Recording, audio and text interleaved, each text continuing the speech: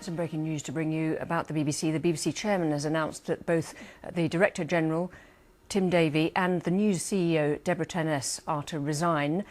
Let's bring you more on that story. Our culture reporter, Noor Nanji, is with me here. So tell us about the background to this and about the resignation statements.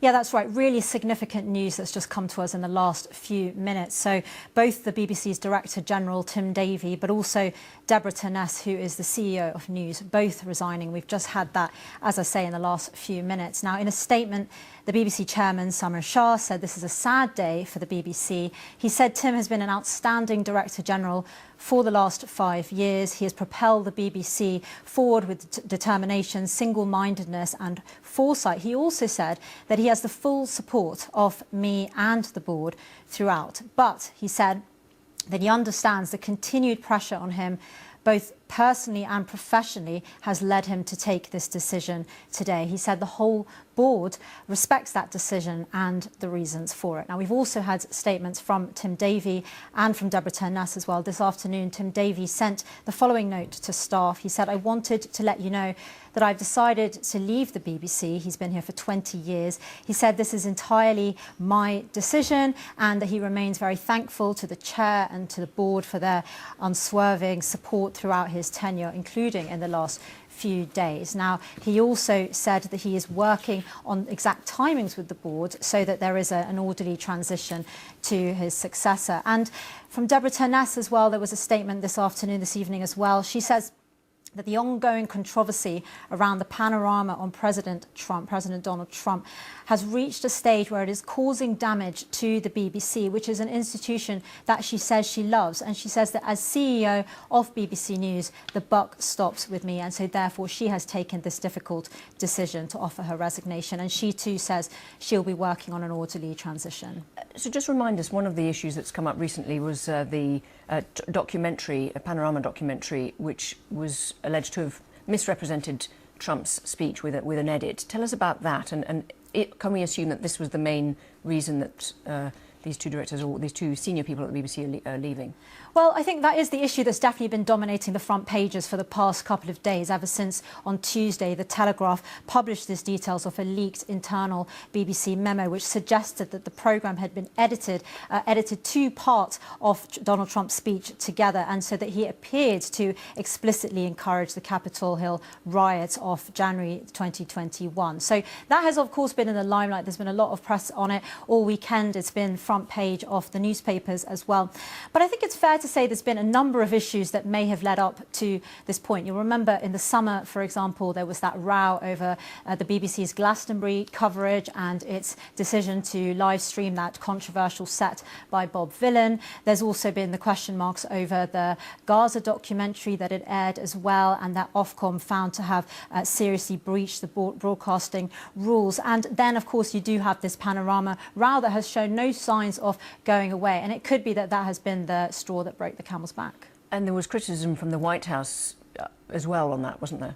Yeah, that's right. I mean, the Telegraph yesterday reported that the White House has also commented on it and called the BBC's coverage of it dishonest. And so you can see that this is a story that seemed to be building momentum. And we are aware that the BBC's chair, Samir Shah, is due to report back on all of this to a parliamentary select committee tomorrow. And so that was the moment we were waiting for, to hear how they were planning to respond to all of this and what they would say about it. But obviously the decision seems to have now come on Sunday night for both Tim Davie and Deborah Turness to resign. And in terms of the atmosphere for the BBC, how difficult is it to manage something like this? And do we know, what people will replace them? I mean, this is a huge moment in the history of the organisation. There's no doubt about that. Two really significant names who've been there for some time now stepping back. And I think, this will be a victory for some who have perhaps wanted this moment to come. But I think it's clearly a very significant decision and a moment in how this organisation is run, particularly coming up to charter renewal. Noor Nanji, thank you very much indeed. I'm just going to recap for viewers who might be joining us now the message from Tim Davie, the Director General. It's quite long, but I will read it for you. Dear all, he says, I wanted to let you know that I have decided to leave the BBC after 20 years. This is entirely my decision, and I remain very thankful to the Chair and Board for their unswerving and unanimous support throughout my entire tenure, including during recent days. He goes on, I'm working through exact timings with the board to allow for an orderly transition to a successor over the coming months. I've been reflecting on the very intense personal and professional demands of managing this role over many years in these febrile times, combined with the fact that I want to give a successor time to help shape the charter plans they will be delivering. In these increasingly polarised times, the BBC is of unique value and speaks to the very best of us. It helps make the UK a special place, overwhelmingly kind, tolerant and curious. Like all public institutions, organisations, the BBC is not perfect, he goes on, and we must always be open, transparent and accountable. While not being the only reason, the current debate around BBC News has understandably contributed to my decision.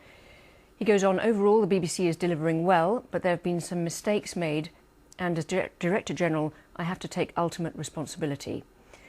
Our organisation is a critical ingredient of a healthy society as well as a thriving creative sector. We should champion it, not weaponise it. Despite a hugely competitive market, I am proud that the BBC remains the most trusted news brand globally. We've continued to ensure that it is used by almost everyone in the UK, as well as hundreds of millions of people globally. Despite the inevitable issues and challenges, our journalism and quality content continues to be admired as a gold standard. Our transition to a digital organisation has been deeply impressive, and our thriving commercial businesses are admired globally.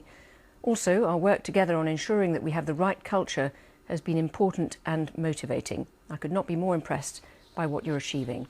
This is a message to staff, remember.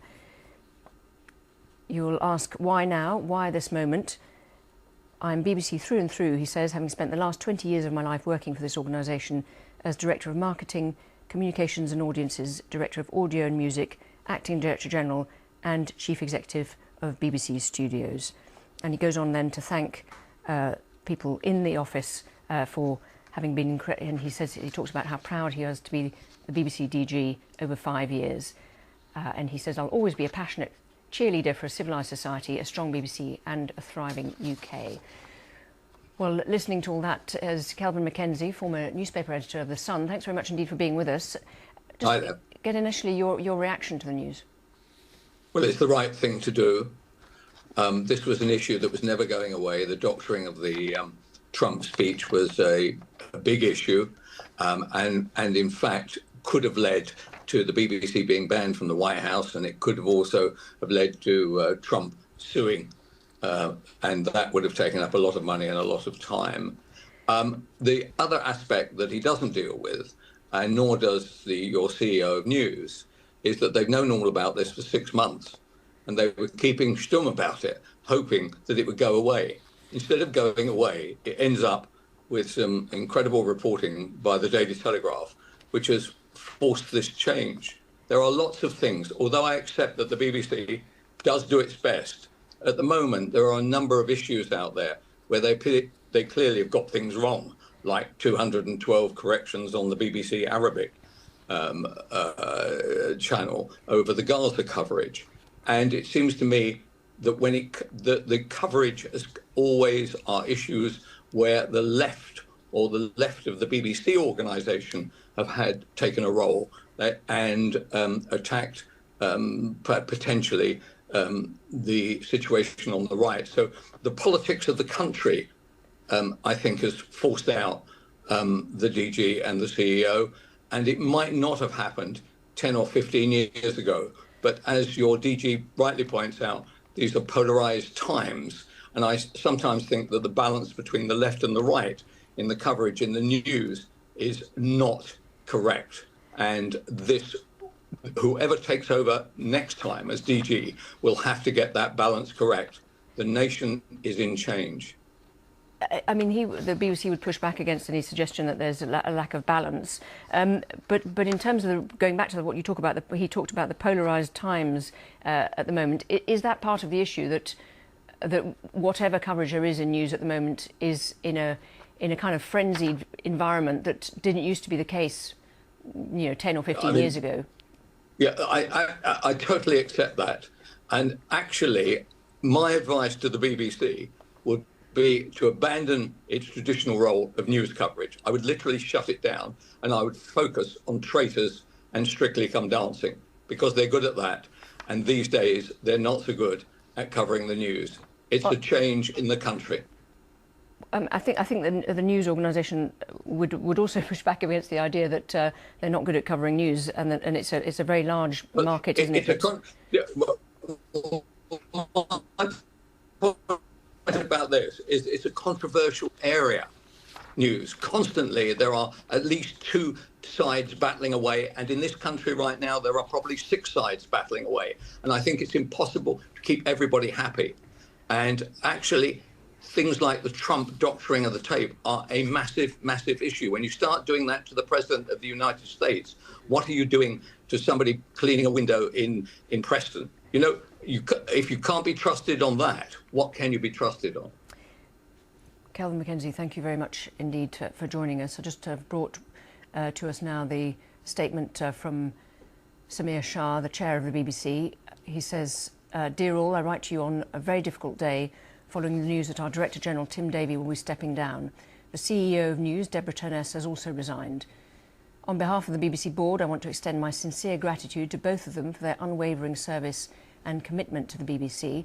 This is a sad day for the BBC. Tim has been an outstanding Director General for the last 5 years. He's propelled the BBC forward with determination, single-mindedness and foresight.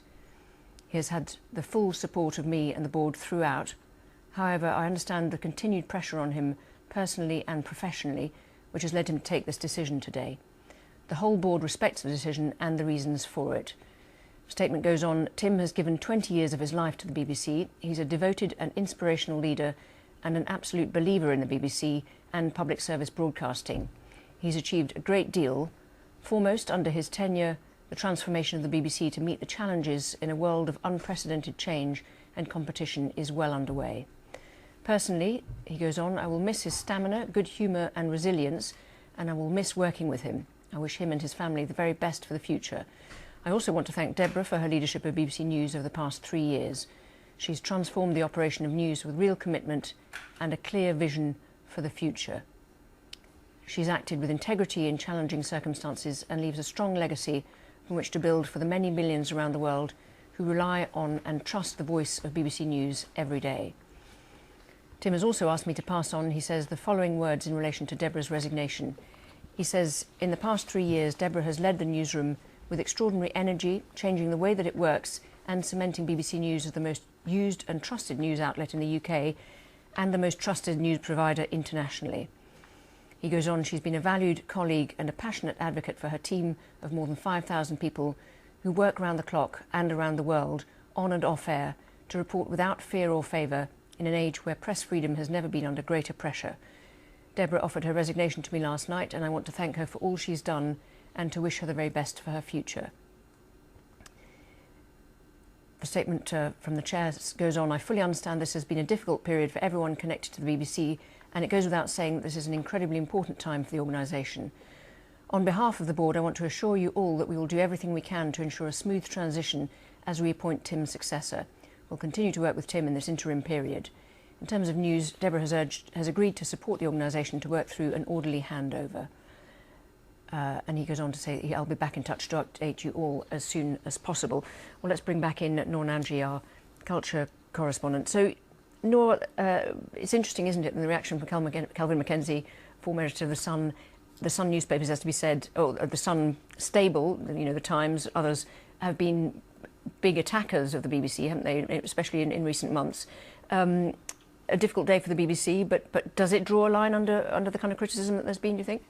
I mean, I think that will be the hope. You know, they'll be very much hoping that this takes the pressure out of this situation, takes the heat out, because it had been building for days ever since that Telegraph report on Tuesday, which first suggested that there had been an editing of this Panorama documentary in a misleading way. Ever since then, it had just built, and it wasn't just the Telegraph. There were other papers this weekend as well that they were carrying on the story, and it felt like it was just not going away. Now, what I think is really interesting as well, that earlier today, of course, we heard from the Culture Secretary, Lisa Nandy, and she said that, she had full confidence in the Director General and indeed the Chair, Samir Shah. She said that she fully backed them and was confident in the way that they were handling this particular situation. So in that sense, it does feel like quite a dramatic turn of events considering where we were just a couple of hours ago. But I think it's also worth reflecting what else Lisa Nandy said, and she did indicate that the BBC did have serious questions to answer, not only over Panorama, but what she said, allegations of systemic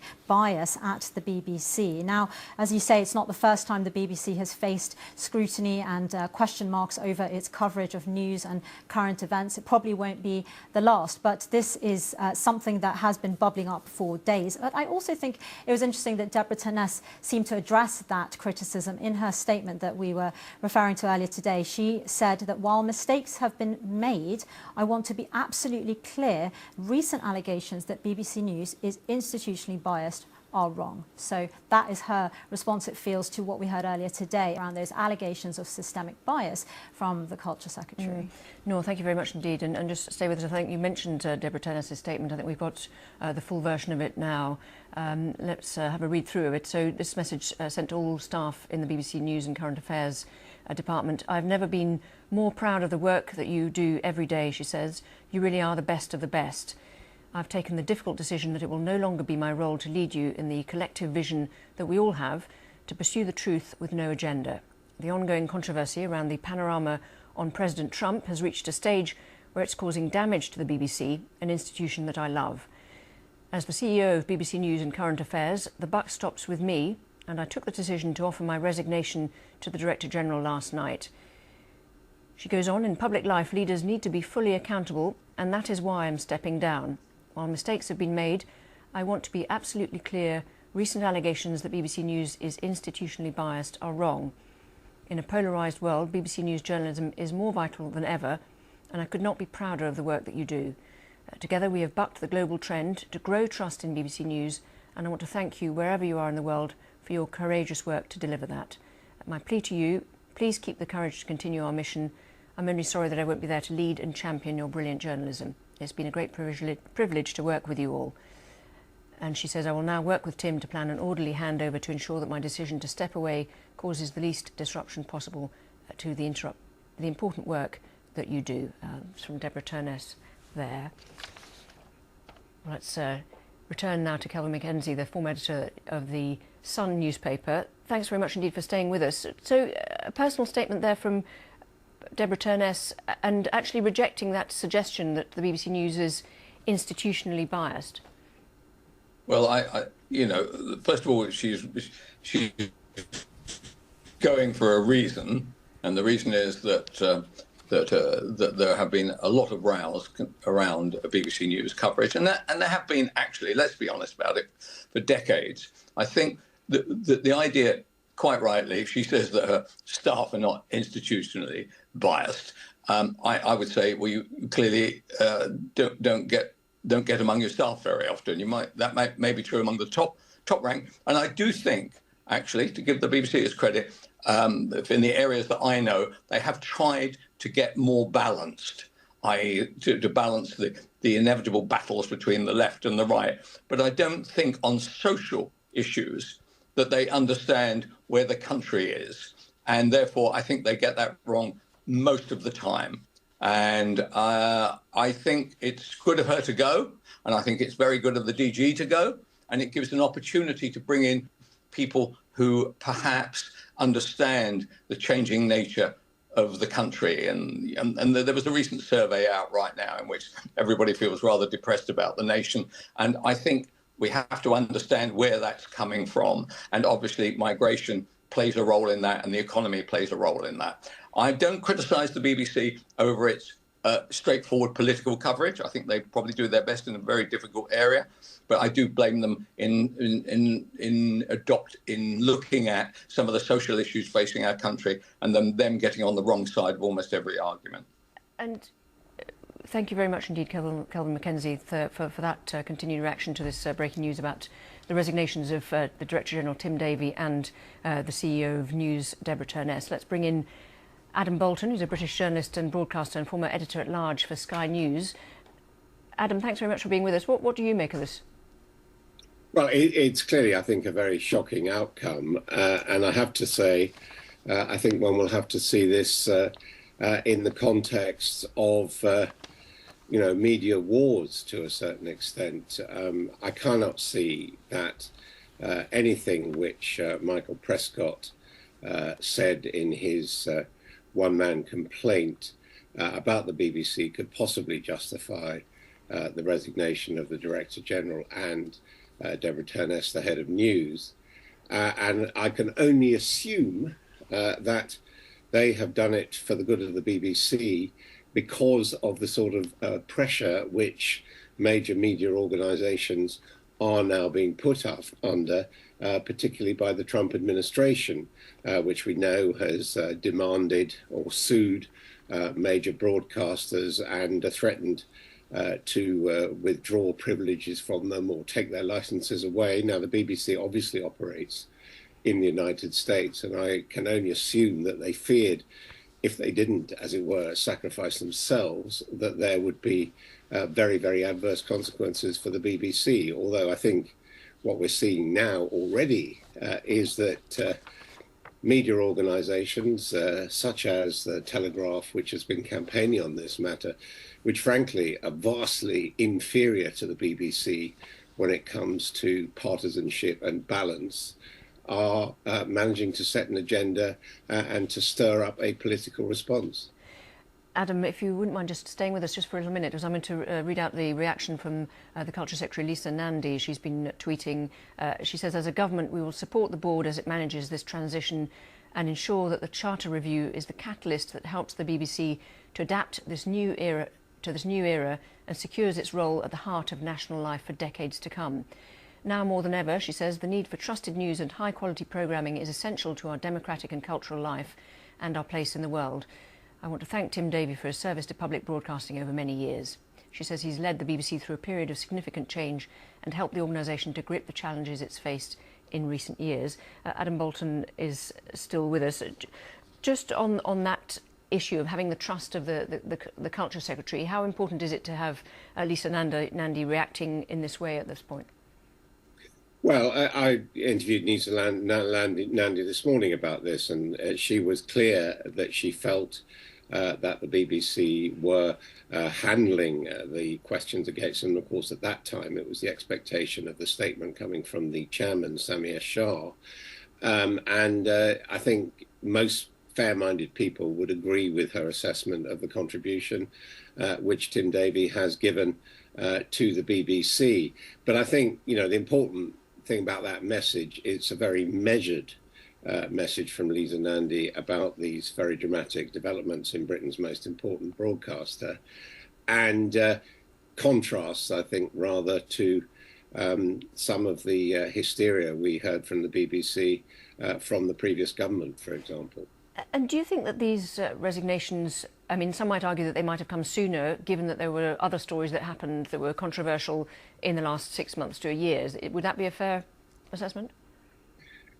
Well, I think clearly the Palestine documentary, again, as with the Trump documentary made by a production company rather than directly by the BBC, was, clearly raised questions, but the BBC responded to that and took it off iPlayer. I think that the problem about the BBC, which they've got themselves in this case, is that they are very slow to respond initially to these allegations or attacks of this nature. And that does allow the charges against them to fester for a period. And had they given an explanation of the original allegation about the Trump documentary earlier on and explained, for example, that this was not a news report, this was a current affairs program made 3 years after the event, when I suspect many people around the world, including the US Congress, would agree that Donald Trump's speech taken as a whole amounted to incitement to the attack on January the 6th, 2021. That was the impression which the documentary was trying to give. Had it been a news report on the day, it would have been an inaccurate distortion. I think it was much more impressionistic in the context of a documentary, although probably not something that many of us would have done directly because of the ambiguity about it. Had that been explained very early on, I think that then the series of secondary allegations that have followed about the BBC would probably have attracted less attention. And as ever, it's the momentum of a series of allegations which appear to have resulted in this rather unhappy outcome. And one of the things that was mentioned in Tim Davie's statement or the message to staff was he said, despite a hugely competitive market, I'm proud that the BBC remains the most trusted news brand globally. And that's interesting, isn't it? That trust issue is one that perhaps was on their minds when they decided to resign, is to keep the trust of the public? Yeah, I think trust is absolutely vital. And as I was saying earlier on, I think clearly this is a pair of resignations to try and protect the BBC going forward. I would simply say that what Mr. Davie says about the trust in the BBC is something that's been found in repeated surveys and opinion polls. And what we are now seeing in the present media environment, where we have partisan broadcasters and partisan online activity, is that the notion of trust has changed. For example, I would always see the BBC, obviously it's a public service, but I think it has, in my experience, always tried, not always successfully, to be politically balanced. But I notice on social media, for example, there are a number of people, I think they're a minority, who now say, oh, I get all my news from, for example, GB News. They're the only people I can trust. Whereas GB News, unlike the BBC, unlike Sky News, unlike ITV, has an overt political agenda, which it doesn't deny. But they're people who choose to trust organisations which play to their prejudices rather than to uphold the idea of impartiality. And just briefly on that, I mean, do you think that is something that Ofcom might need to look at, just so that there is an ability to say that if there are rules for the broadcasters, they have to be for all the broadcasters? Well, I don't think Ofcom can do that. You know, I'm on record as saying that I think recognising the stations such as GB News as an equivalent news channel to BBC or Sky or ITN was something which, in my view, was counter to the stipulations covering those broadcasters, and that Ofcom was weak in actually giving GB News, for example, you know, that assignation. I mean, Fox News, for example, used to be carried in the UK, but decided that because of its particular political orientation, it wasn't appropriate to stay available. That has not happened with GB News. I think that was a mistake, but I also feel that because of the nature of the media, the nature of the way I'm talking to you, the universality of the internet and the ability of people to get their opinions out there, I can see that it's very, very hard for Ofcom to have held the line, but unfortunately they just didn't. Adam Bolton, British journalist and broadcaster and former editor-at-large for Sky News, thank you very much indeed for joining us in reaction to this news. Thank you. Well, let's bring back in Noor Nanji, our culture correspondent here at BBC. So this has been a very big day for the BBC, and it's not just one big name resignation, it's two at the same time. So tell us a little bit about how this is going to, you know, what the fallout will be from this. I mean, it's hugely significant, this, in terms of where the organisation goes, the future of the organisation. Two high-profile names, Tim Davie, of course, the Director General, and then the CEO of News, Deborah Turness, both resigning together. And clearly that pressure over that Panorama documentary that we've been talking about, it's been building for days, and clearly it just got to a point that they felt that something had to be done. I mean, we knew that Samir Shah was due to give his response on all of this to the Parliamentary Select Committee tomorrow, but they've obviously decided to move ahead of that and make this decision on Sunday night. And it is hugely significant, a real milestone moment for the organisation. And on that, I mean, Samir Shah will be, presumably, we assume, still facing those MPs. What kind of questions are they going to be asking him? Or does, I mean, in some ways, I suppose that these resignations will supersede some of that questioning.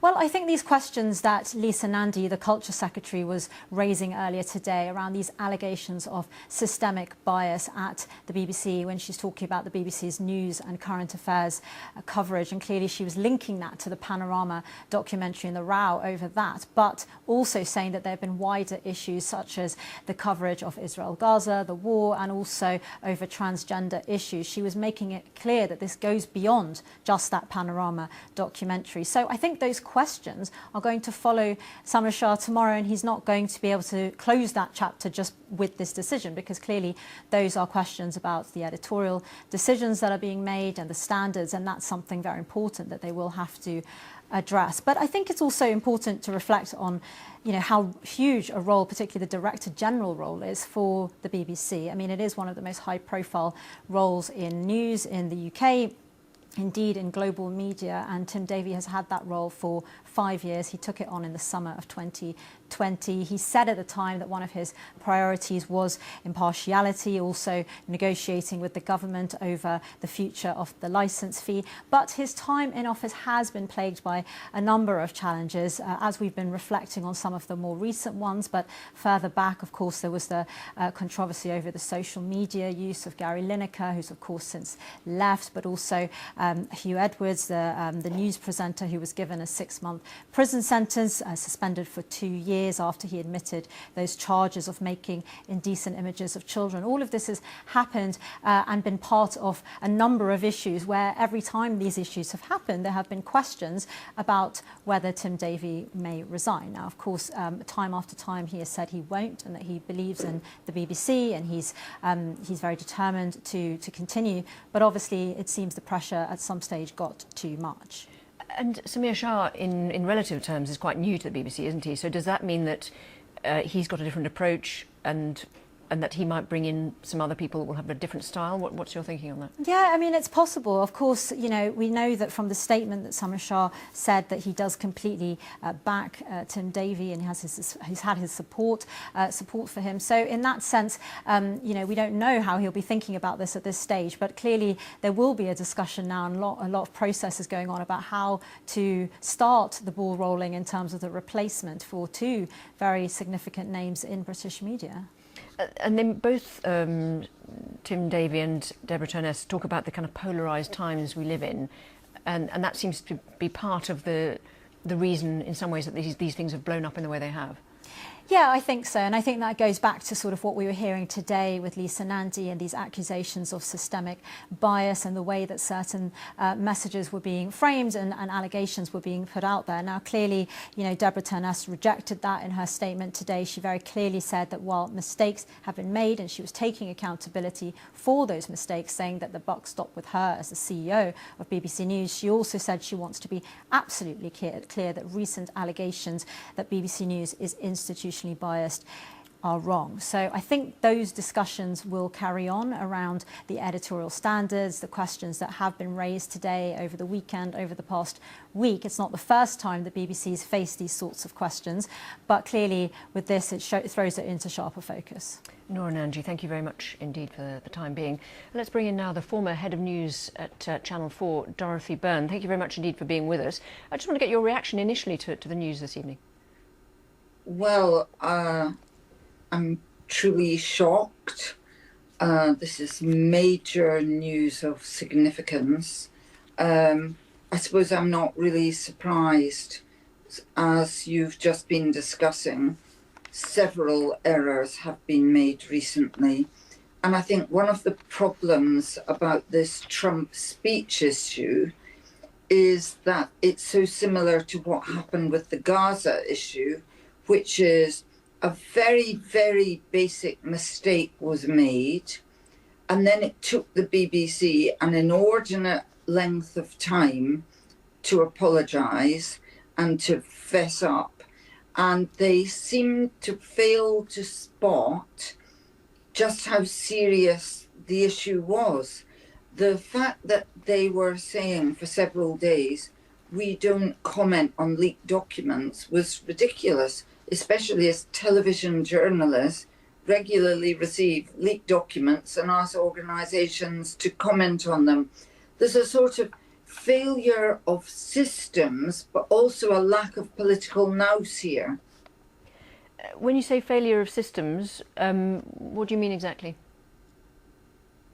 Well, in the case of Gaza, they allowed a relative of a member of Hamas to narrate a film and star in a film about Gaza, and they had not checked whether that child was related to somebody in Hamas.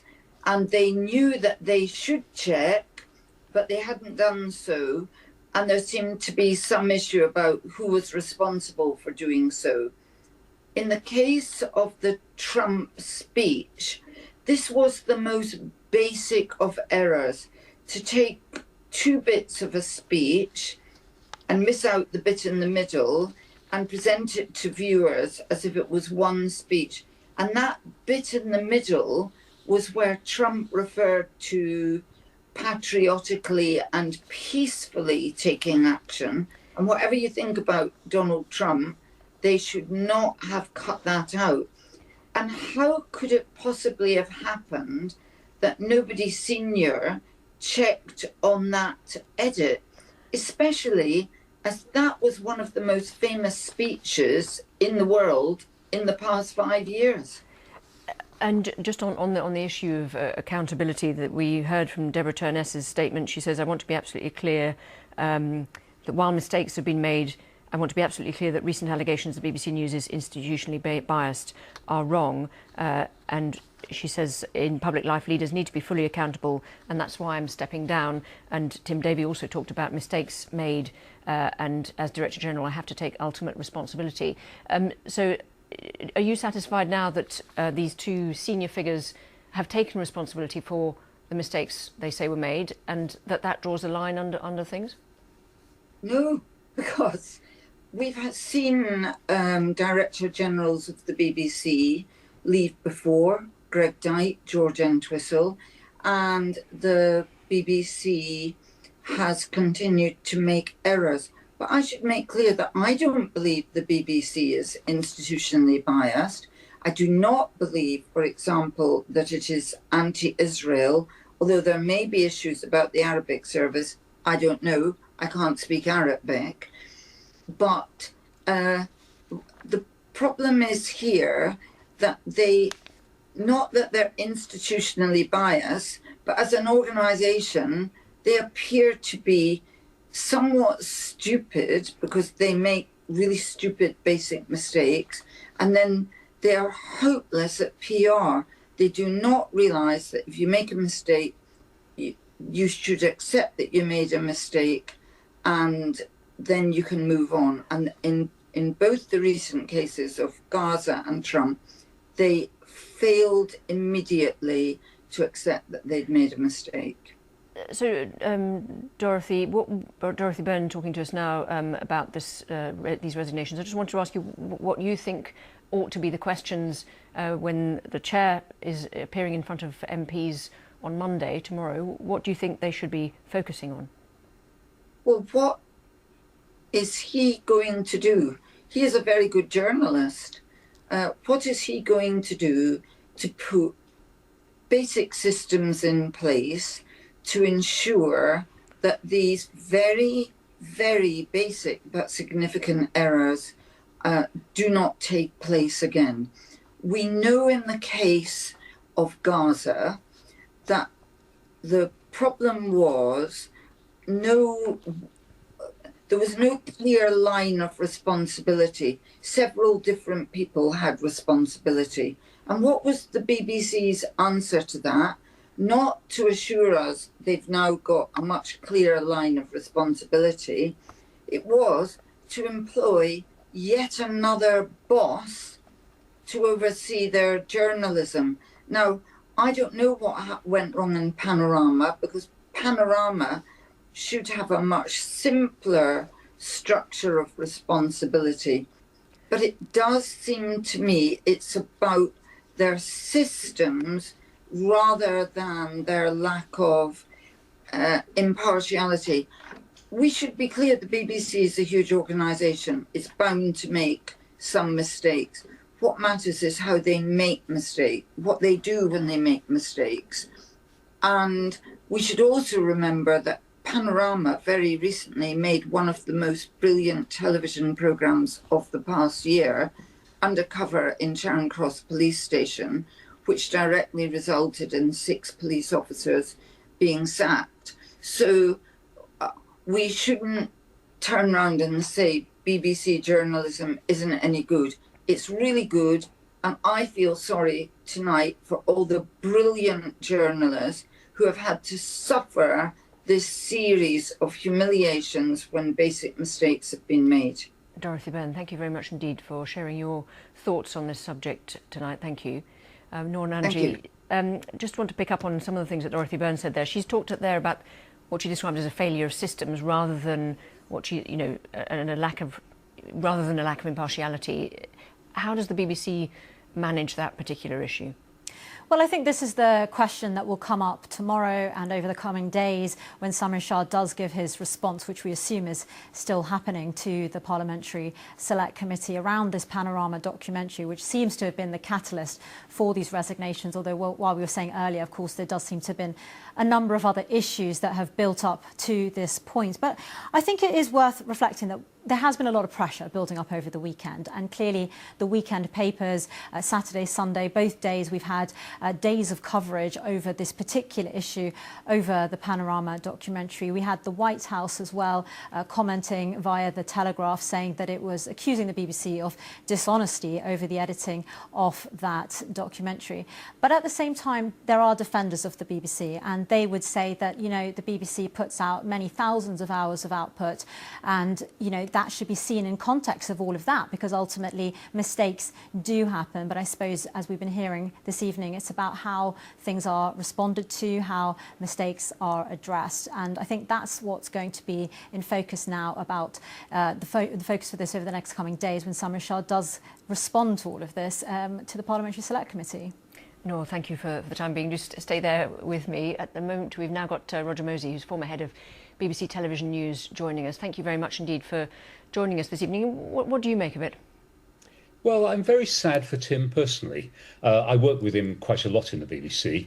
He was one of the people who was involved in supporting the Olympics coverage, and I worked with him when he was acting Director General in 2012. And he is a very clever and bright man. He is personally kind, and I really regret that his BBC career has ended in this way. So I'm very sad for him personally. And I mean, it is a very high-pressure job, isn't it? And as I suppose they've both, Deborah Turness and Tim Davie, have talked about the fact that mistakes have been made and they've had to take responsibility. What's your view on the timing of this? Should there have been resignation sooner? What's your thinking on the timing? Well, it seems we don't know yet what happened within the labyrinthine committee meetings and discussions in the BBC. But the BBC was slow to respond to the latest allegations. And I think they were flat-footed for 3 or 4 days when the story broke about the Michael Prescott dossier. That said, the Director General of the BBC is the most enormous job, and you're dealing with MasterChef, and you're dealing with Hugh Edwards, and you're dealing with all these other issues that happen. And I think it's almost too much for one person. And if you look at the recent history of DG, with George Entwistle having to resign, Greg Dyke having to resign, all the pressures on Tim Davie, it's a simple question. Is DG of the BBC too big a job for one person? And does it need the BBC to rethink the way it handles both its editorial and its chief executive officer? Dorothy Byrne was making the point that there are failure of systems, and she said that the mistake they made is, instead of getting people to take responsibility, they then bring in another layer of management to say this person is now going to take this over, instead of making basic checks. Is that something that you recognise as a problem with the BBC? I do. I love the BBC and I want the BBC to succeed, because if we lost the BBC, we would lose something of immense value and importance in our public life. That said, as someone who worked in the BBC and now watches the BBC, at the times it's a really frustrating organisation. And the frustration can partly be because people keep putting different levels of regulation and political interference around it. So sometimes when something goes wrong, the response is to create something that makes it even more difficult to manage. So it's not easy looking after the BBC. And what you need is a superhuman who can really both do the editorial and also the business side and also prepare for the digital future. And that's a really tough job. And I think Tim Davie did it really well. But obviously, the editorial mistakes in this particular set of allegations and one or two bumpy periods earlier in the year have made it very difficult for him to continue. And as I say, I'm very sad about that. Where do you think the BBC goes from here? I hope the BBC will look very widely for who the next Director General should be. Most of the recent Director Generals have been in various ways from inside the BBC, and it's early days, but it would be good to get a wider outside perspective. I think also the politicians need to give the BBC space to breathe, to be the public service organisation that it wants to be. And it's very important. The BBC as well needs to listen to the public. And I think one of the challenges which the Prescott document shows is that there have been times when the BBC has gone in maybe rather a liberal direction, and that hasn't necessarily won the affections and loyalties of other parts of the audience. So it's a difficult job, but the BBC needs to get on with public service broadcasting, have support from politicians, proper funding, and find the people who have got the vision to lead it into the future. What do you make about both the statements talked about the polarised environment that we live in at the moment? How difficult is it to operate and to have public sector broadcasting function well in the environment that they're describing? It is very difficult, and there's no doubt there are vociferous campaigns against the BBC, either for ideological reasons or commercial reasons, and the BBC has lots of enemies out there. Now, that happens. I mean, the BBC has to live with that. What it then has to do, of course, is be as good as it possibly can be, and that means not making what appear to be dodgy edits in documentaries about Donald Trump. And it has to live up to the very highest standards. And if it lives up to the highest standards, it gives itself a degree of armour plating against those campaigns. But the fact those campaigns exist and polarisation is there in British society does make the BBC's job more difficult. And just to go back to the original issues that were involved in this, I mean, do you think that the Panorama issue was the biggest one, or do you think that there have been problems in the last few months that outweighed that one? I think that the dossier from Michael Prescott has got some things in it that are right and some things that I think are wrong. But within it, the problem areas, I think, are, first of all, the Trump documentary and the edit, which doesn't seem to be defensible. Secondly, most BBC executives I've talked to over the years think BBC Arabic does need a very close eye kept on it. And whether that's been absolutely the BBC standard, I think, is in some doubt. Then also there are wider issues about, did the BBC go too far in a direction of the trans lobby? And that's something which is just part of the way the BBC has to reshape and reform its editorial from time to time. So some of it's regular business. Other things have clearly been very damaging. Roger Mosey, for the time being, thank you very much indeed for being with us on the story. I just want to bring in, mention that Caroline Levitt, the White House press secretary, has tweeted in the last few minutes, and she's just tweeted a screenshot of the news that Tim Davie has resigned as BBC Director General, the BBC website, and also the Telegraph headline as well, of the Trump going to war with fake news BBC, which was a description that the White House used for the BBC over the Panorama issue. Let's bring in Noor Nanji on that. So it's interesting that Caroline Levitt has not said anything, but she's just kind of essentially alluded to the fact that that resignation has happened and sort of essentially, I suppose that's kind of a victory lap in a way in pictures, isn't it? Yeah, I mean, I think it just shows that these questions over the BBC's direction, its editorial standards, how it handles issues of impartiality and so on are just going to carry on and not going to go away with this. I mean, clearly we heard that in both of the statements today from Tim Davie and Deborah Turness, and indeed what Samir Shah, the chairman, said as well, just in terms of reflecting, how it is a polarised world, and, they all of them reflect the fact that the BBC's journalism at this time is so important, and that's something that Tim Davie and Deborah Turness have clearly made it very clear that that's something that they championed and they will continue to do from behind the scenes, even if no longer being involved. But I think it's something that these issues obviously have really come to a head over the last coming days with the Panorama documentary, and that's clearly not going to go away just with 2 resignations. Put it in context for us, the way the BBC operates. If people are tuning in, clearly there's a public service broadcasting element to the organisation. How much of that is at risk from these kinds of events? Well, I mean, I think, these things come up. They have come up before. It won't be the last time that we see questions over impartiality and questions over editorial standards at the BBC, and indeed other media outlets as well, raised from time to time. It does happen. But I think that what is interesting today is that, the timing of all of this. I think, we're coming into a really key time for the BBC. Obviously, they have the government is set to renew its the charter in the coming years, and maybe it's possible that they felt that this decision for Tim Davie to go now made sense, because it would give someone else, perhaps with a clean slate, an opportunity to lead those negotiations in the coming year, which are so crucial to the BBC and its model. In fact, if you mentioned the model there, for people who don't know and who are sort of tuning in and wondering what you're talking about there with the charter and the model, just briefly explain what that is. Well, as you say, it's a public service broadcaster, and it has this charter which is due for renewal. The charter is due for renewal in 2027. The current term is coming to an end at that point. So there are these negotiations that are going on, and indeed that's something that Tim Davie, when he came into office as Director General back in June 2020, in the summer of 2020, he said that that was a priority for him, focusing on those discussions over the licence fee, which is how the BBC is funded, and discussing that as we go on. And we know that there are so many political conversations, the topic comes up time and time again, and perhaps they just felt that they needed someone, as I say, sort of with a clean slate, perhaps who hasn't been plagued by these issues, which isn't just the Panorama documentary, but there's been a number of them over the years that have carried on under Tim Davie's term, and perhaps they felt that it was just needed at this point, in this really crucial point for the BBC, to have someone, a fresh face, leading that. But equally, it's a big change, it's a really big change, one of the biggest roles in British media, one of the biggest roles in global media. Now, that role is vacant, and they've said that they will be discussing and making arrangements around the successor and who will take over. But of course, that could all take a bit of time. So I think that's something that we'll all be looking at in the next coming weeks. Noor and Angie, thank you very much indeed for giving your reaction to this news.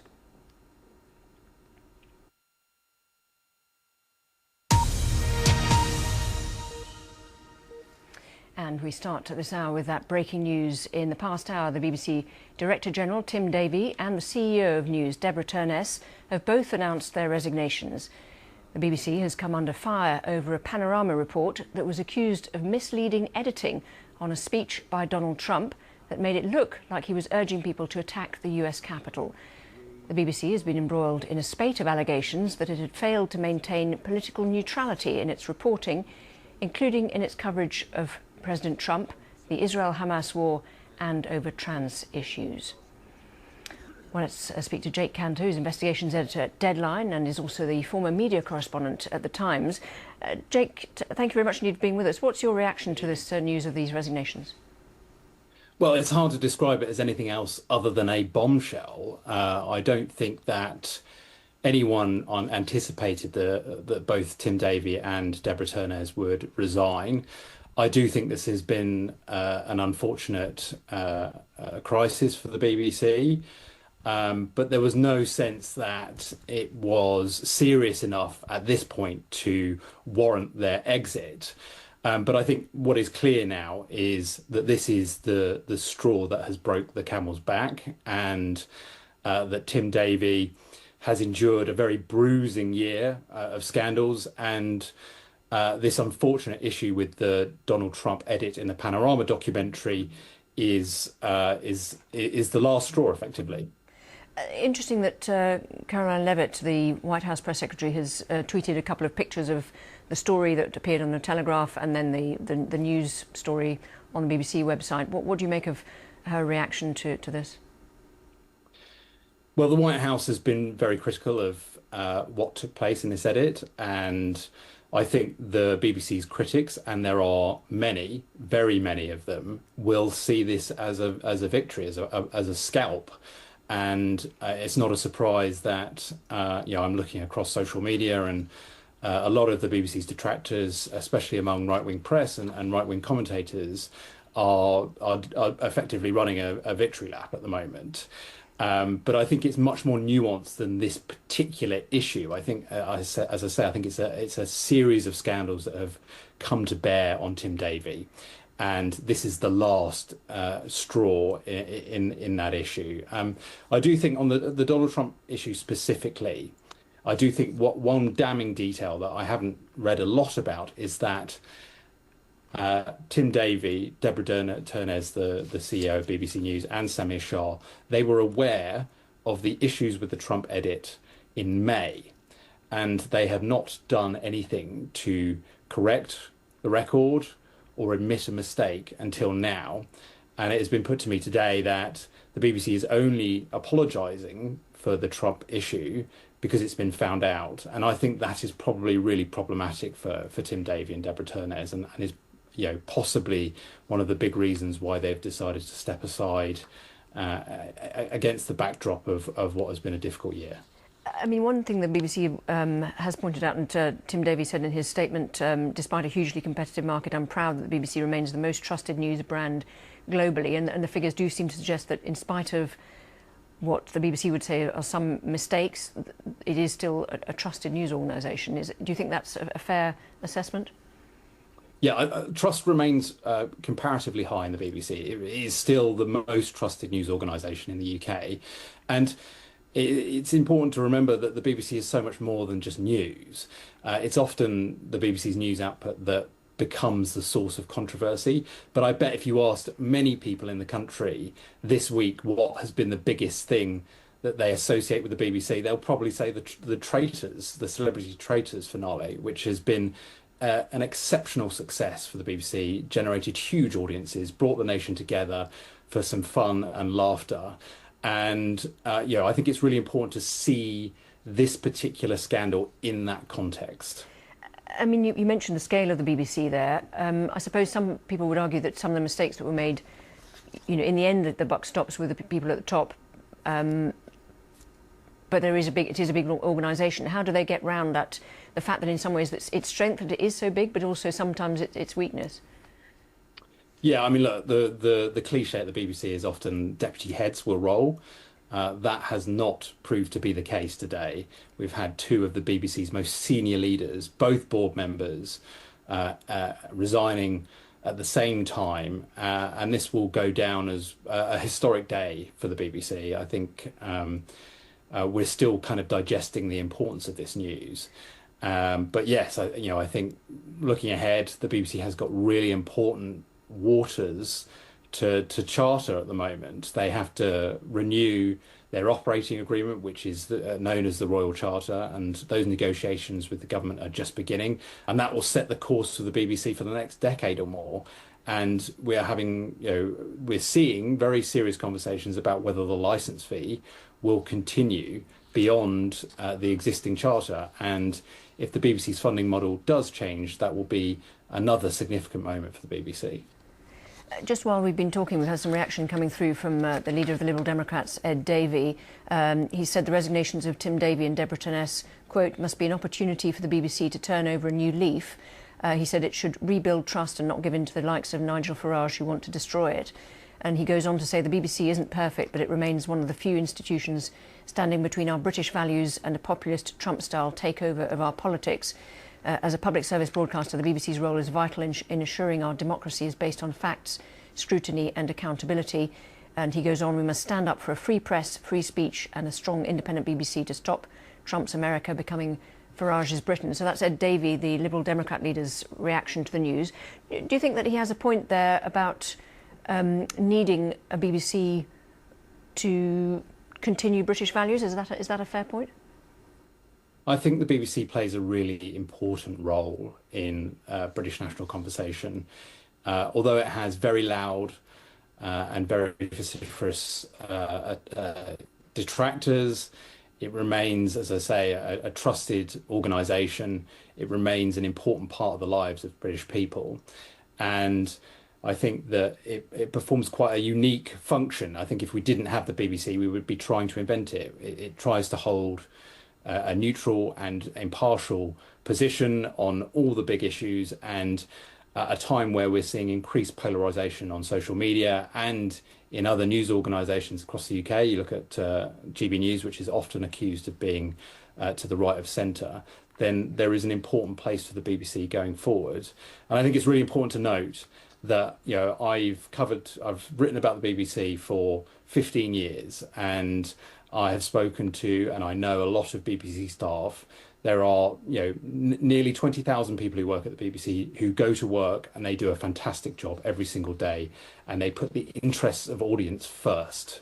And sometimes they make mistakes, but generally speaking, BBC employees are to the benefit of the country.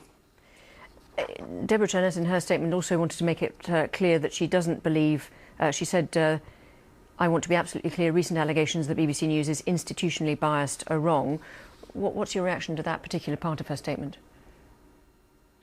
Well, look, I think the BBC often gets accused of being institutionally biased, but people tend to cite very limited examples, or examples that confirm their own prejudices. I think, what is clear is that perhaps BBC has become, is perhaps run by people who live in London, and it has a particular worldview, and it's often accused of groupthink. But people who work at the BBC, particularly journalists at the BBC, they work hard every single day to make sure that they are balancing the facts and picking a path through news stories that means they're not leaning in one way or the other. Now, that doesn't happen every time, and it just so happens that when mistakes are made, they are very heavily scrutinised, as they should be. But by and large, people are just trying to get on with the job and are able to maintain a measure of balance. Do you think there was an element of the critics of the BBC essentially ganging up, and that this was something that the weight of the kind of newspapers which in the past have very often been against the BBC, that they have sort of somehow created a momentum that was unstoppable?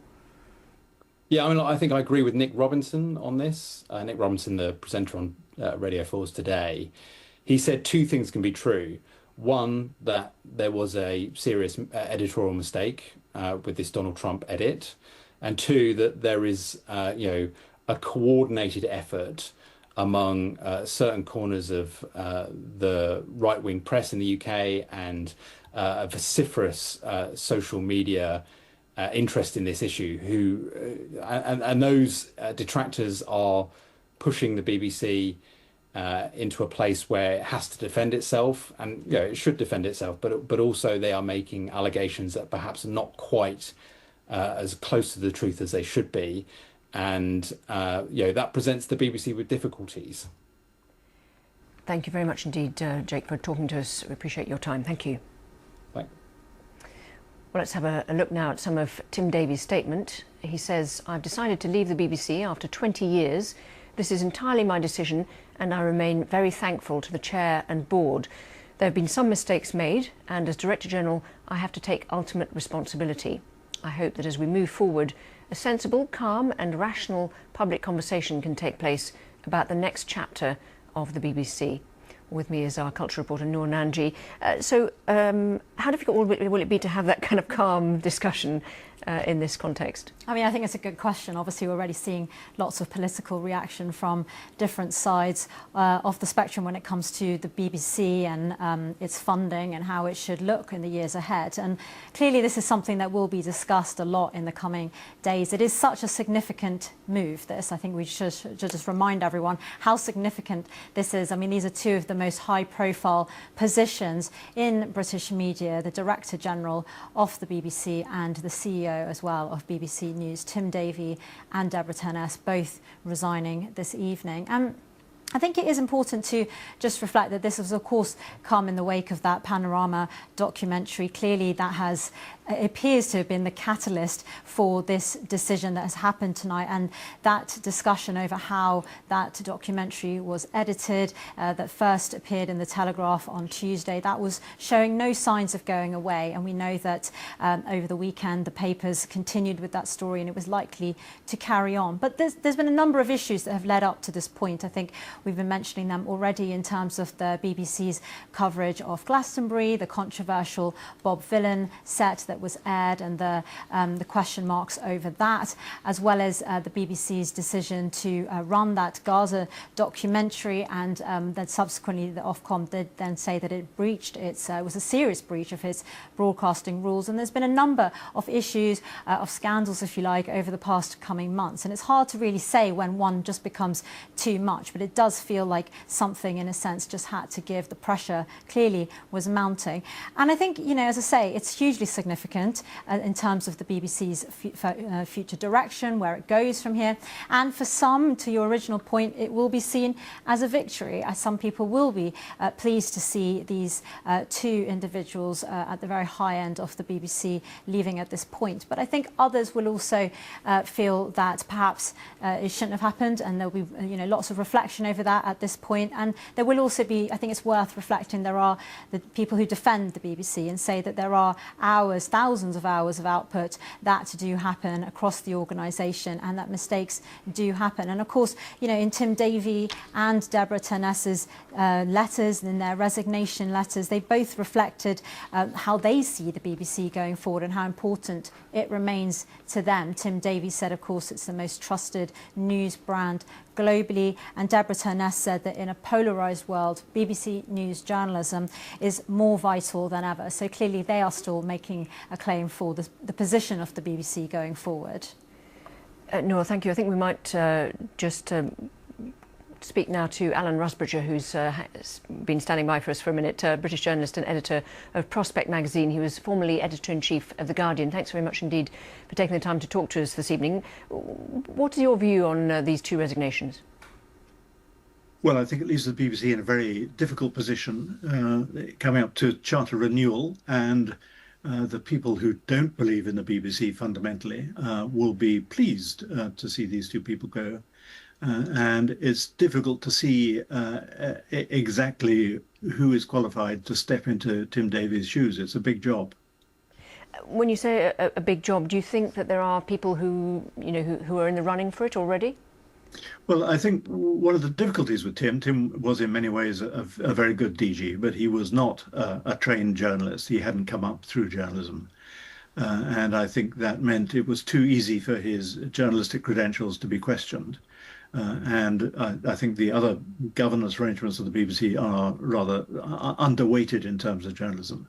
So you've got to have somebody as Director General who is primarily a journalist. This is one of the largest and most respected news organizations in the world. And yet they've also got to run a £3 billion company. And Tim Davie was good at the corporate side. But it's difficult to see who exactly within the BBC has got both the journalistic chops and the experience of running an organisation of that size and complexity. And given the criticism there's been, do these resignations limit the damage, or do you think that this turns it into a bigger story and could potentially, you know, make the damage worse? Well, I think it limits the damage for the time being. I think it leaves the chairman, Samir Shah, rather exposed because he was in most of the same meetings that Tim Davie and Deborah Turness were, which were the subject of the Daily Telegraph stories. So he has got to act pretty quickly, not only to replace the Director General and the head of news, but if I were him, I would be looking at the governance arrangements. It's a dry subject, sounds dull. But you've got a board of directors now with very few people with any experience of journalism. And you've got a funny little committee, which is the Editorial Standards and Guidelines Committee, which only had one, until recently, it only had one external person with any experience of news. And he had been appointed by the Boris Johnson government. This is an organisation that is supposed to be independent of any politics. And I think that funny little committee has got to go, and whoever comes in to do the job of Director General and Head of News has got to feel that there is a board of people behind them who have got the experience and the chops to back them when necessary.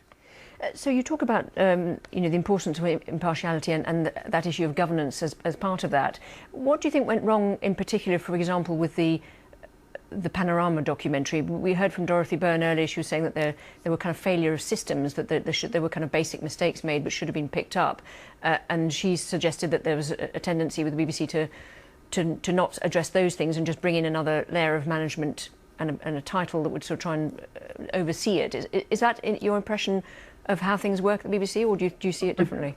I've gone back and watched that Panorama programme, which I suspect most people haven't.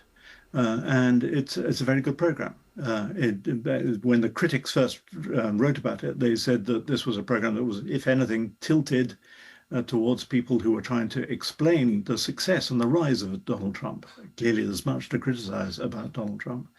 But there was this fatal flaw at the heart of it, which was the editing of the sequence. Now, that was a small bit, a tiny bit of the programme. But that bad mistake enabled the critics who haven't seen the whole program to jump on it. Now, the question is, what is the system that would have enabled the overseers within the BBC to spot that editing had been done? And I think that ought to be part of Samir Shah's questioning about what are the processes and governance systems that would enable a mistake like that to be put up, to be spotted. Do you think there's been a culture, though, within in many of the newspapers in this country to want to bash the BBC? Do you think that's fair?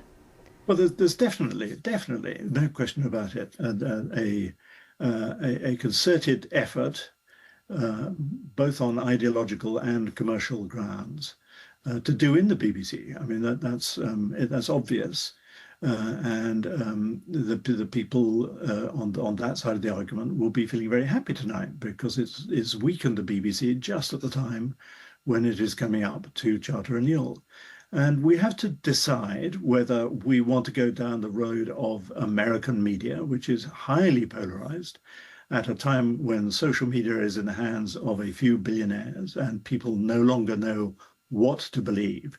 The BBC, it seems to me, has a crucial role to play, and it is, by some measure, easily the most trusted news organization in this country. And I think it would be extremely foolish for this government to allow the people who really hate the BBC to use this moment to exploit its moment of weakness. Both Deborah Turness and Tim Davie referred to the need for accountability in public life leaders. Would you say that in this case they have shown themselves to be accountable? I think they have. It must have been a tough decision, because they were both devoted to the BBC. But I think somebody had to find a way of accounting for this litany of complaints. Whether they were merited or not, we don't know, because one of the strange things over the last week has been the total silence from the BBC, a total failure to come out. And I think that left a lot of BBC journalists feeling, well, is anybody going to defend our journalism? And as I say, with that Panorama programme, there was a very good defence to be made of the programme itself, if not the editings of Trump's speech, which I'm not sure was misleading in the big sense. I don't think that if you look at the Congressional, Senate and legal consequences of the people who have looked at that day, I don't think anyone is seriously suggesting that Trump was innocent. But clearly it was a mistake. But it would have been nice to see somebody within the higher echelons of the BBC defend that programme, remedy the editing mistake, and put it back up so that people could judge for themselves. It's been taken down, unfortunately. There's been reaction also from the Culture Secretary, Noor Nandi, thanking Tim Davie for his service, and also saying that now more than ever there's a need for trusted news and high quality programming. It's essential to our democratic and cultural life and our place in the world. How important do you see the role of the BBC in those kind of global terms? Does it have that kind of role? It certainly does. It's one of the largest and most trusted and professional news organizations in the world. It's up there with Reuters and AP, AFP, the New York Times. There's not many of them left now.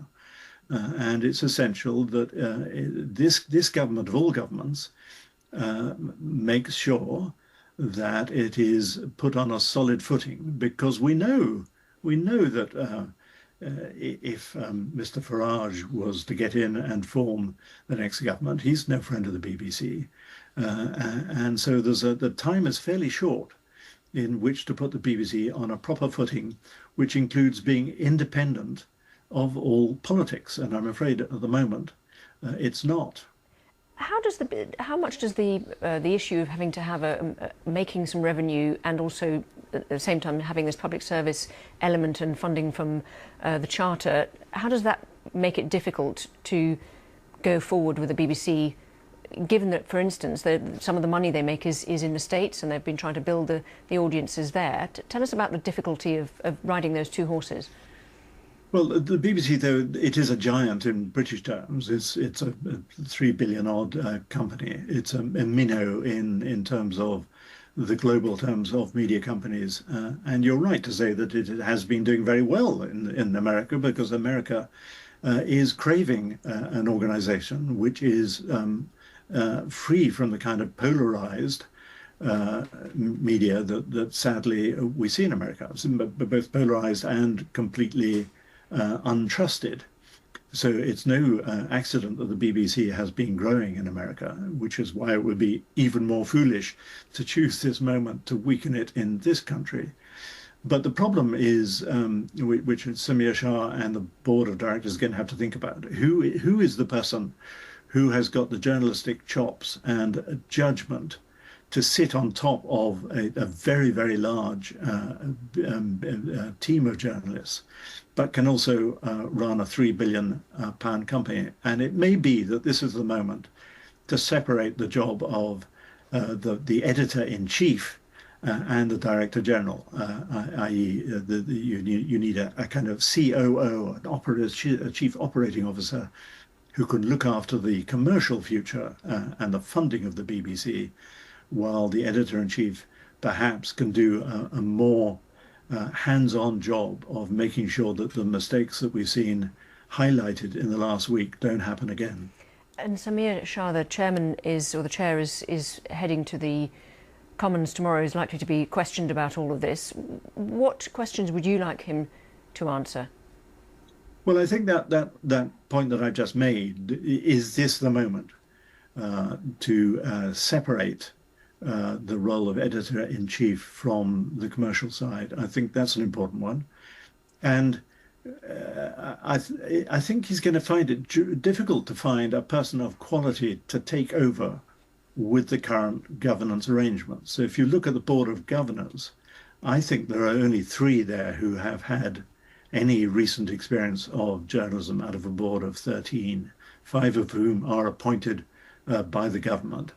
So if I was Simon Shah, I would be trying to build in more independence from politics, and I would be looking at whether the time had come, because I can't at the moment see within the BBC, of course you never know until the job becomes vacant, but people for some months have been saying, what's the succession plan? If Tim Davie were to go, who would take over? And all eyes on Samir Shah. He's got a very onerous and grave responsibility now.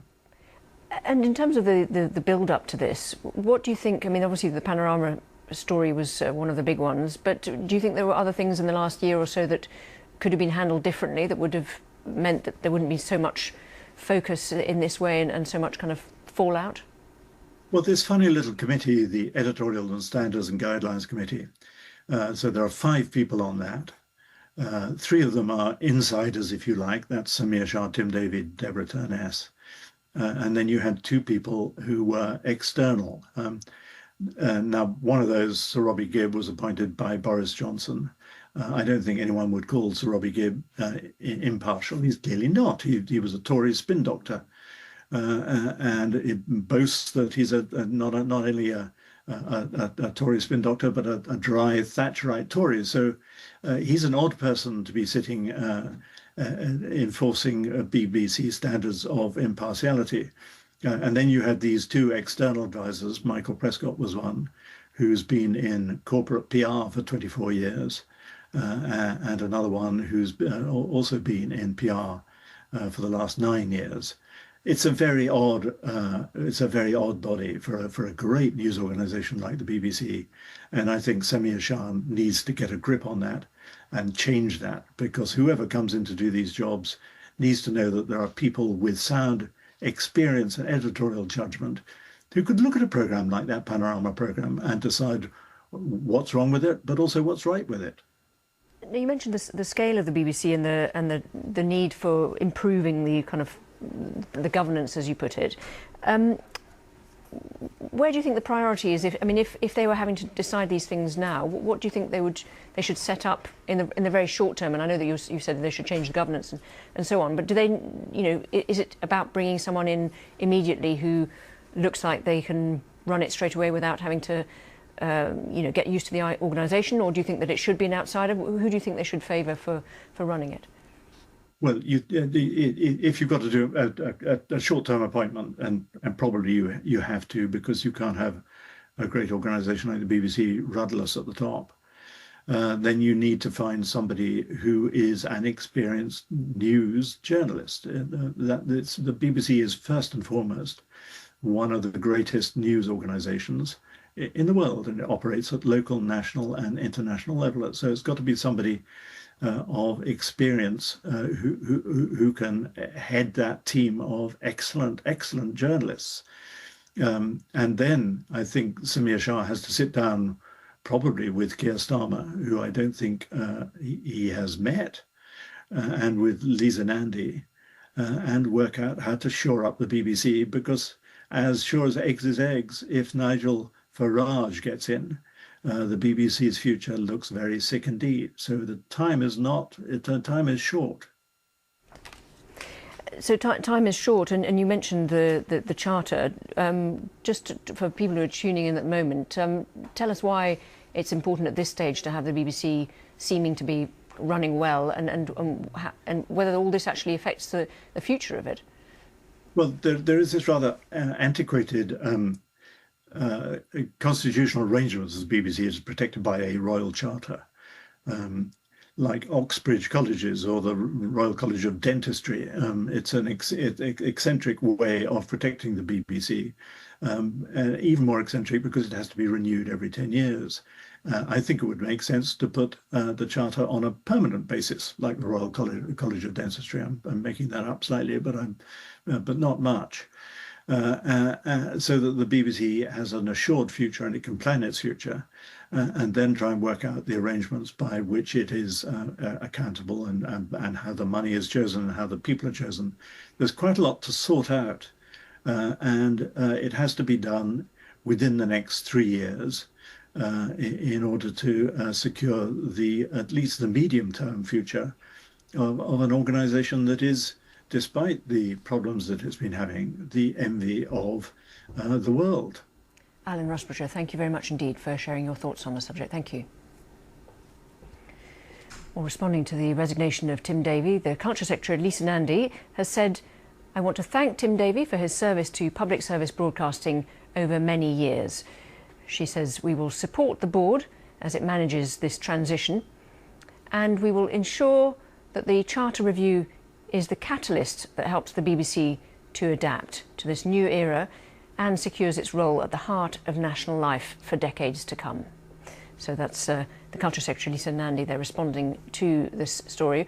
Well, with me now is our culture reporter, Noor Nanji, and our political correspondent, Helen Catt. Thanks for both coming in. Noor, we've been talking to you quite a while, but Helen, just wouldn't mind if I can ask you, first of all, what the political reaction has been so far? Well, it's been coming in thick and fast this evening. You obviously had the statement there from the Culture Secretary, Lisa Nandy. Interestingly, she has had her public run-ins with Tim Davie, the Director General, certainly over the time that she has been in office and that he has been in office. But there you saw that statement thanking him for what she said was his service. But there was that one thing she said in there about the BBC adapting to a new era. And the thing that is linking all of the political reaction this evening is an idea that this needs to be a moment of change for the BBC. So from the Liberal Democrats, for example, they say the BBC isn't perfect, but say it remains one of the few institutions standing between our British values and a populist Trump-style takeover of our politics. As a public service broadcaster, the BBC's role is vital in ensuring our democracy is based on facts, scrutiny and accountability. The Conservative leader Kemi Badenoch had said it was right that Tim Davie and Deborah Turness had finally taken responsibility and resigned from the BBC. But, she said, let's be honest, this has been a catalogue of serious failures that runs far deeper. She talks about the new leadership having to now deliver genuine reform of the culture of the BBC top to bottom, because she said it should not expect the public to keep funding it through a compulsory licence fee unless it can finally demonstrate true impartiality. And that idea of needing the confidence of licence fee payers is also picked up by the Reform UK leader Nigel Farage, who said the government needed to appoint somebody with a record of coming in and turning companies and their cultures around. Preferably, it will be someone coming in from the private sector. He said this is the BBC's last chance. If they don't get this right, there will be vast numbers of people refusing to pay the licence fee. So across the spectrum there, you can see them talking about the need for reform, they're talking about the need for change. But I think what you can also get a bit of a flavour of there from those differing statements is there may not be agreement on exactly how the BBC needs to change. And Noor, if I can bring you in on that, it is a big task, and it's a big beast, so change may not happen all that quickly.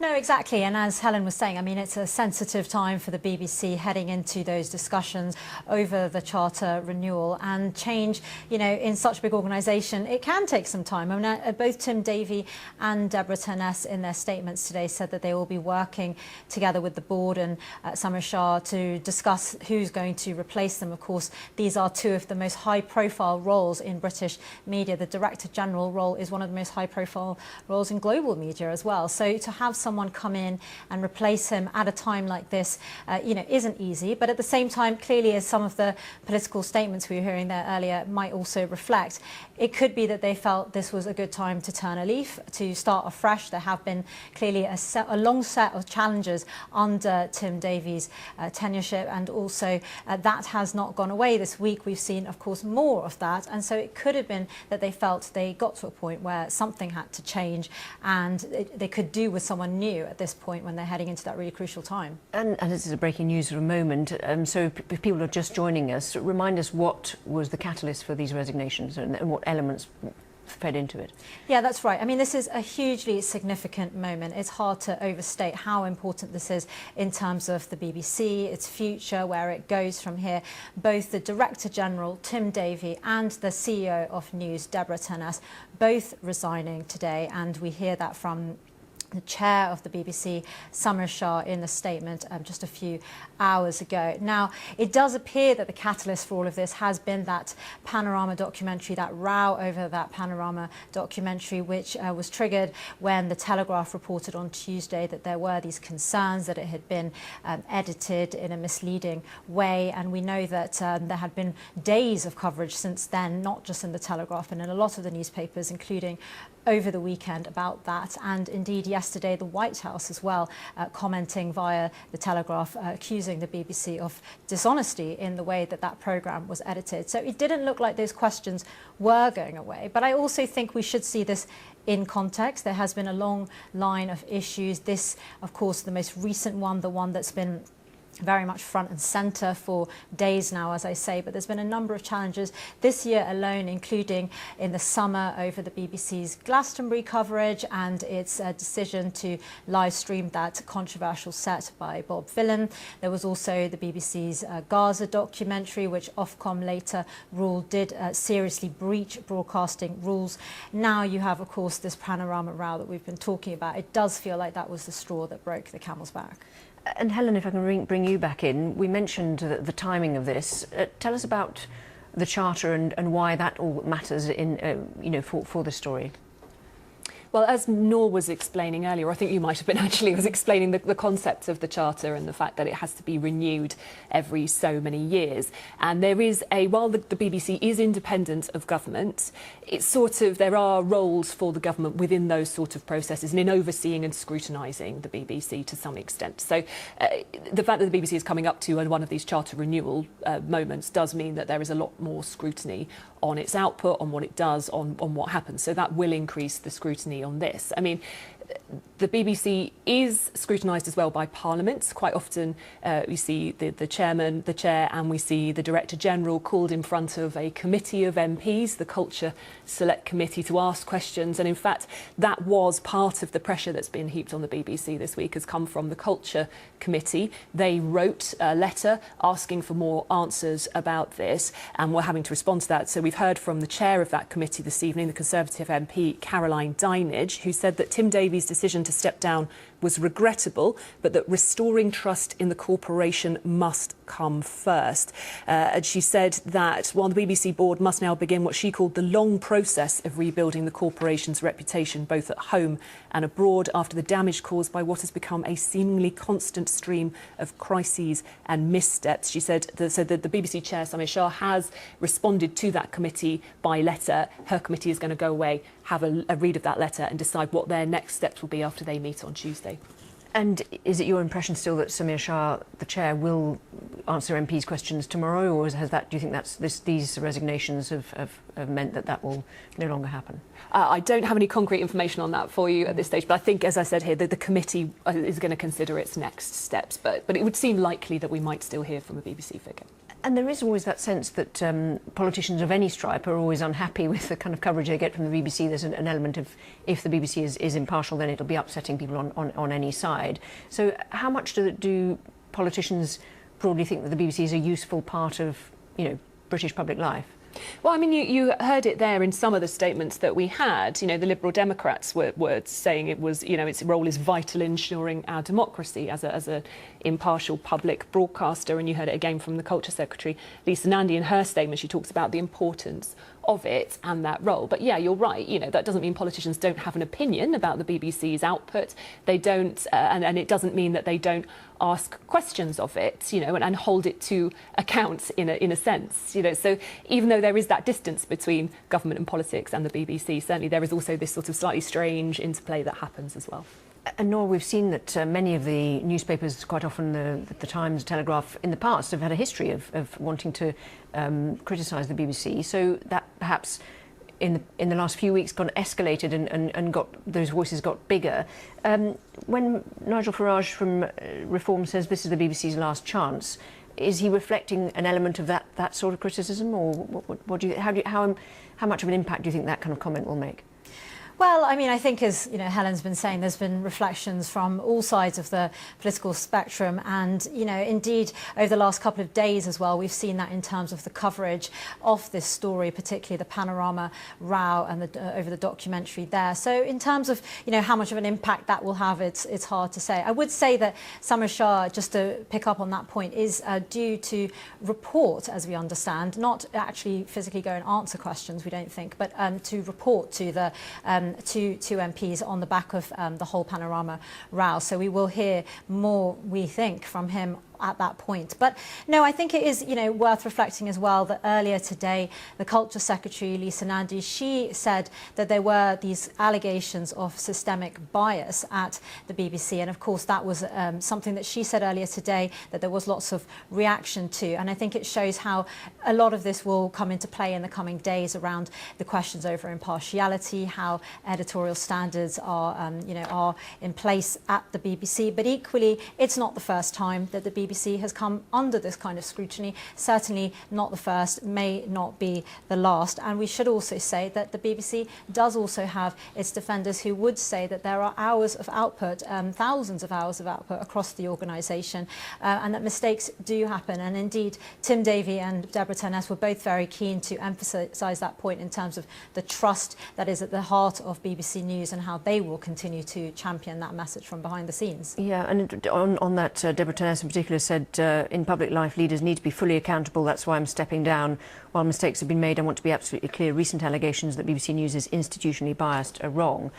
Helen, just to bring you in on that those accusations of institutional bias are perhaps potentially some of the most damaging, and that's, I suppose, what the BBC will be trying to push back against.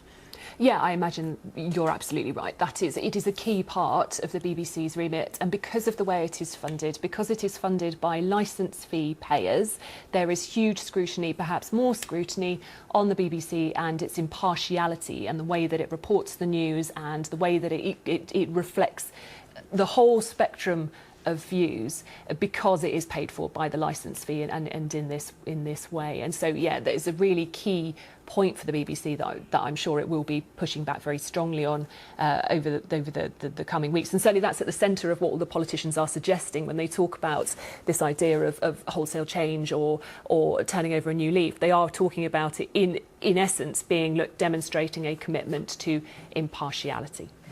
Nord, on the issue of how it's governed, I mean, we had Alan Rusbringer suggesting that the governance needs to be looked at. I suppose at this juncture, when two big bosses are leaving, that's when I suppose you could have a look at the structure. Is that something, do you think, that's likely to be looked at?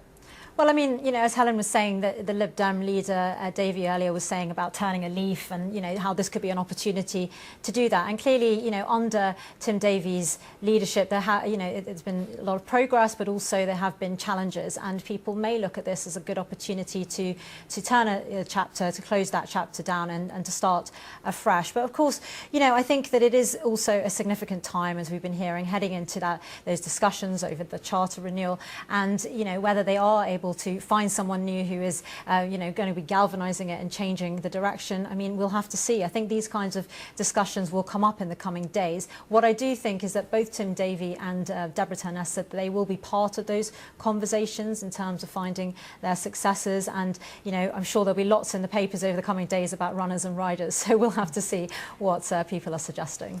And Helen, how significant was it that the White House got involved as well? Because Caroline Levitt has posted that picture, hasn't she? Tell us a bit about that and why the White House has been involved in this. Yeah, Caroline Levitt, the press secretary for the White House, has posted a post on X where she's sort of done the shot chaser meme, where she talked about, she posted the first image of President Trump criticising the editing of that Panorama documentary. She stood up in the White House and said that it was, in the White House press briefing room, I think it was, and said that it showed the BBC was, I think it was 100% fake news or some phrase like that, she said. And then she's posted the chaser as the headline of Tim Davie and Deborah Turness resigning. So, I mean, that is as with, it's an interesting response, but certainly it's unusual to have such a direct sort of conflict, if you like, between the BBC and the White House and a foreign government in that way. That is unusual. We don't often see that. So